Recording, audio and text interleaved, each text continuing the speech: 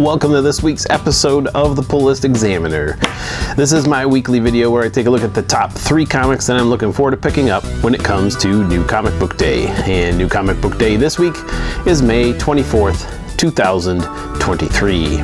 So, I did make it over to the Motor City Comic Con. Actually, I went yesterday, and it was fun, but boy was it crowded. There was a lot of people there, and I know that's expected. Saturday is when we went, and that is their peak day over the course of the weekend. Seems like their Friday is lower in attendance. Not sure what Sundays are like. I haven't been there yet, but if you time it right on Saturday, I think you join thousands of other people arriving at the exact same time, and it creates quite a line. So I'll probably have a video that has some of the footage that I took while I was there. I didn't take a whole lot, but probably 2 of the highlights while I was there that I'll share is I got to meet Sean Gunn and I got to meet Clark Gregg. If you don't know who those 2 people are, Sean Gunn plays Kraglin in the Guardians of the Galaxy trilogy.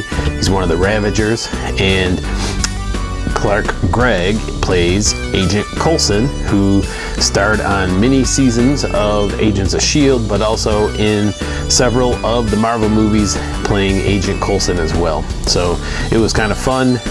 We didn't get to have any kind of in-depth conversation with so many people being there. It was definitely a hello, here's a picture, goodbye.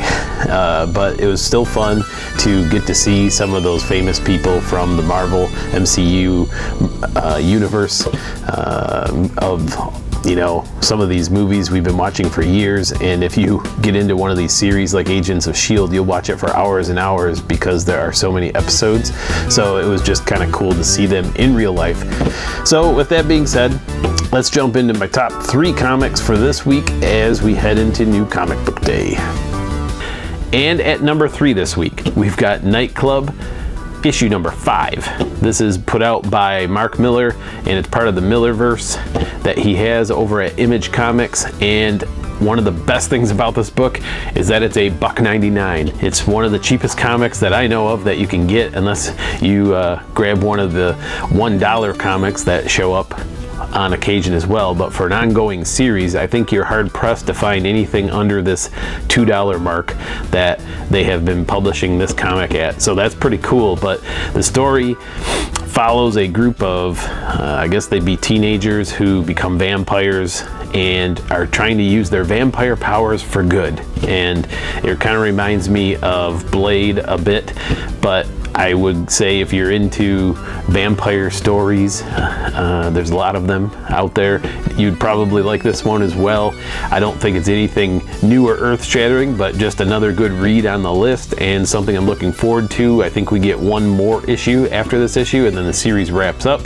I'm also curious to see, you'll see that actually all of my picks this week are from Image Comics, and the other Mark Millar title that will be coming up should be part of this new event that Mark Millar's doing, where he's tying in and doing a crossover between his series, and we'll see if the Nightclub vampires make it in as well.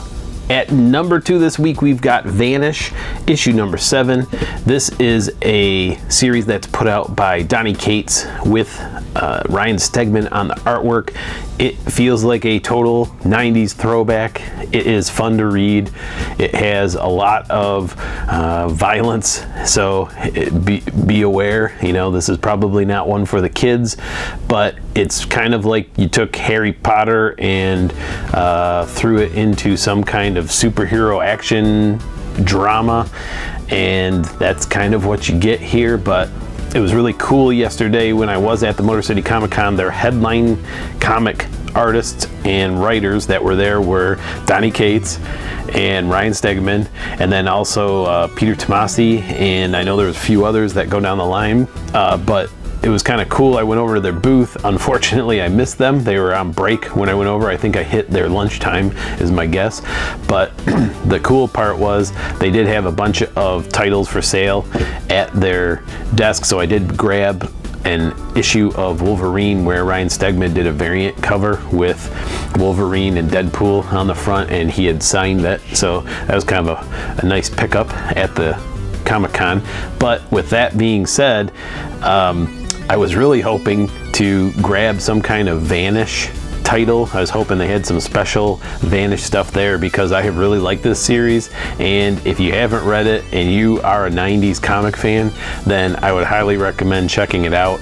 Also, I'll throw it out there that Danny Warren Johnson, who's one of my favorite artists, has been doing the B covers for this series, and I think they've been awesome. I think he's done a great job with the B covers.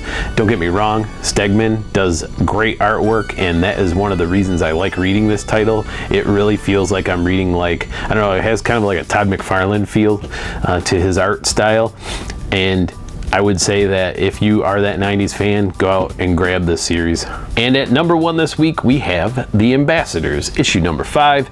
If you haven't been reading this title, it's very similar to the Jupiter's Legacy title in my opinion, but has a very unique twist.